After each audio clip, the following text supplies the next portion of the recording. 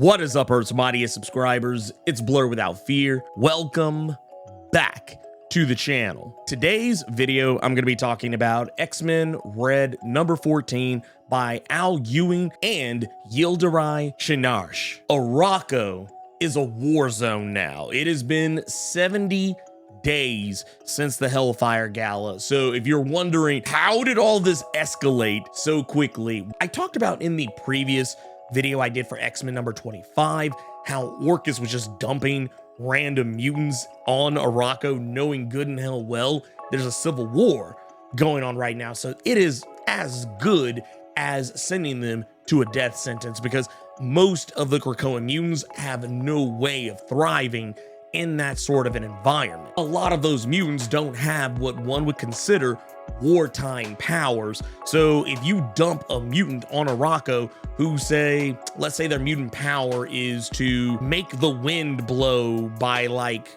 less than 0.5 miles per hour, then yeah, that mutant is not gonna have a good time on Arakko. And it makes matters worse because Genesis has not been sitting on her hands. She has been marshaling her power. She has created a fortress for herself. She has made sure that the people of Arakko know exactly what it is that she's there to do, and that she's ready to take them back to the old guard, to take them back to the days, the good old days. Any of this sound familiar to anything going on IRL? She wants to make Arakko great again. And it's funny because you could still have the same acronym and it would fit. Genesis has the Staff of Annihilation. Her power over life and nature itself is at an all-time high. She is already an Omega level mutant. She already has armies of people flocking to her cause. She has awoken Arakko itself. Like right now, whereas Krakoa on Earth has been put into a dormant state, has been lulled into a slumber, Arakko is alive and well, and probably more alive now than it's ever been. Right now, Genesis has everything she needs to win the soul of Arakko, except for one thing, and that is her own sister, Isca the Unbeaten. Isca is one of those characters who is a mutant on par with characters like Domino, only on steroids. Whereas Domino has a mutant probability factor, a mutant luck factor, if you will, that is something that is always on. It's something that she doesn't control. It's something that if Domino wants to be lucky, all she has to do is just act. She can't control it. Things just happen, and luck always manages to find her. Isca is the exact same way. Isca the Unbeaten's power is that she cannot lose. Now, this is a power, much like Domino's probability factor. This is not a power that she can control. It's not a power that she can turn on or off when she wishes. And even with this power, there is a caveat to it.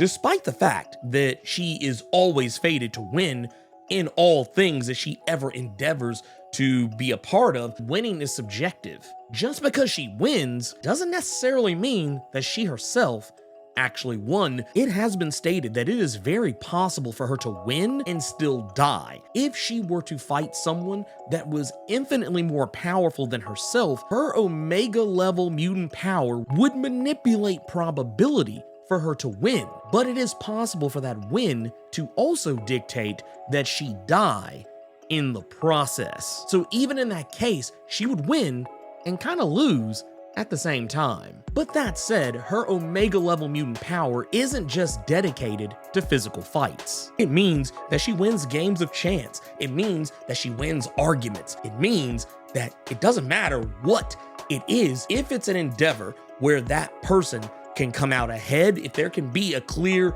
winner or loser, Isca always wins. We have to look no further than her history to see this play out. We saw during Ten of Swords, where when the X-Men gained the upper hand over Genesis and Annihilation during that event, Isca switched sides. Not because she wanted to, but because her power dictated that she do so. During Judgment Day, she betrayed the Great Ring of Arakko and effectively helped Uranos cement his victory over the mutants of that planet. And it wasn't because she wanted to. It didn't matter if she switched sides or not, Uranos was gonna win regardless. We've also seen how Isca's power can be manipulated against her, where in the case of the X-Men Red series early on, where Sunspot had manipulated Isca's powers against her to ensure that Magneto won his match against Tarn the Uncaring in the Circle Perilous. Isca was of the belief that Magneto would not win, so Sunspot made a wager against her and bet that Tarn the Uncaring would win, meaning that Isca had to pick Magneto, meaning Magneto would have won. Now, this is interesting because technically it lets us know Magneto, while he is powerful, was likely no match for Tarn the Uncaring. But because Isca was forced to pick Magneto as the victor, it didn't matter who was the more powerful character. What mattered was who Isca picked. Isca is a powerful weapon that Genesis would love nothing more to have by her side in this war, because it means if Isca is with her, that means she wins regardless. But Isca is not picking a side in this, and the reasonings behind this, while they may seem nebulous to some, it actually makes a lot of sense, because as Isca has revealed over the course of her time in X-Men Red, she doesn't like how her power works. She hates that it takes away her agency, that even when she loses, she still, in fact, wins. X-Men, X-Men, X-Men. This is Blerd Without Fear from the future. The war in Arakko is absolutely positively insane right now. Mutants are dying left and right, and the only thing that is going to be able to help us turn the tide against Genesis and her new fascist regime, it's you. You are the key. Storm needs you. The Brotherhood needs you. All you have to do is click that subscribe button and make sure you tap that notification bell so that way you don't miss out on any videos that I put out breaking down the X-Men and exposing Genesis for the monster that she truly is. Also, Storm said hit that like button because it really helps the war effort. I don't know. But what if they're using red triangle defense? Like and subscribe, like and subscribe, like and subscribe, like and subscribe, like and subscribe. Isca the Unbeaten has taken on pretty much everyone on Arakko, and she has never lost. She has beaten Sunspot, she has even beaten Storm. Fisher King is the first person who has ever really forced Isca to truly understand how her powers work when he challenged her to a contest of understanding, and that understanding being the understanding of loss, something Isca has no familiarity with, at least not in any way that everyone else would. She can't lose, and this forced her to leave the Great Ring of Arakko because this was a contest she couldn't win, so she abstained from it. It's also kind of the same reason she abstains from everything else. Even though she sits on the Great Ring of Arakko, she abstains from pretty much every vote, and the reason why is because if she were to engage in a vote with the Great Ring of Arakko, she would be manipulating everyone else's votes involuntarily because she can't lose. She holds sway over so many people's lives, and she doesn't want to have that kind of power over Arakko ever again. And we gotta remember that the last time Isca used her power in tandem with her sister Genesis became a thrall to Annihilation, and this ultimately led to Ten of Swords. Isca is recusing herself from the Civil War of Arakko and only really acting when someone crosses her threshold. If anyone thought for 5 seconds that Isca has gone soft, that is not the case at all. She proves it when she kills one of her sister's new lieutenants, a character we're briefly introduced to by the name of Ordon the Living Star, a guy who effectively has the exact same power as Cannonball, whereas when he flies, he is completely invulnerable. However, the one thing that is not invulnerable is his mouth, because Isca is able to fire an arrow straight through his mouth through the top of his skull, killing him. And this was all because he crossed her sacred threshold. Isca has exiled herself to the mountains of Arakko, and it's even speculated that the mutants who were displaced to Arakko during the Hellfire Gala have actually found refuge on Isca the Unbeaten's sanctuary. Now, it's not exactly stated as being a fact, it is stated as being a rumor.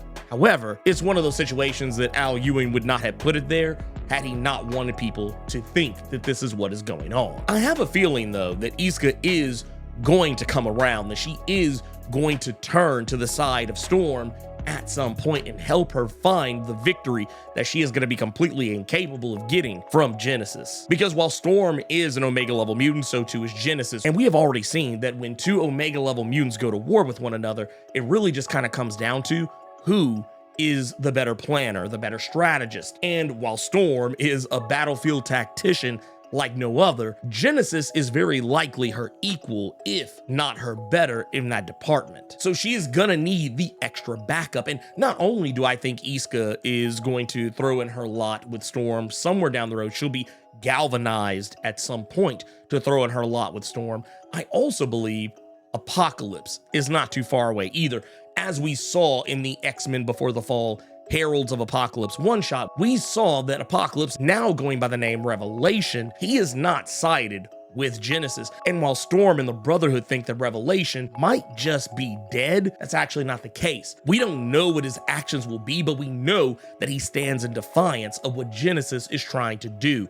So if that's the case, this could mean that Revelation, formerly known as Apocalypse, will very likely throw in his lot with Storm. There's a lot going on in this issue, and that's not even really the end of it. We also saw at the end of this, the Fisher King is seemingly possessed by a part of Xylo. Now, a lot of people probably thought that this was, oh wait, does the Fisher King actually have a mutant power all of a sudden? No, this is Xylo that is seemingly merged with him in some way. We've actually seen Xylo do this before with Lotus Logos. So for those thinking that this is some mutant power that is suddenly manifested in the Fisher King, that is not the case. Anyway, that's everything I wanted to talk about with X-Men Red number 14. If you enjoyed this video, do the YouTube thing, like, share, comment, subscribe, and make sure you tap that notification bell because I'm always posting videos throughout the week, plus live streaming every Saturday. So tap that bell, that way you don't miss anything. Thank you so much for taking the time to watch this video, and until next time, let me know what you thought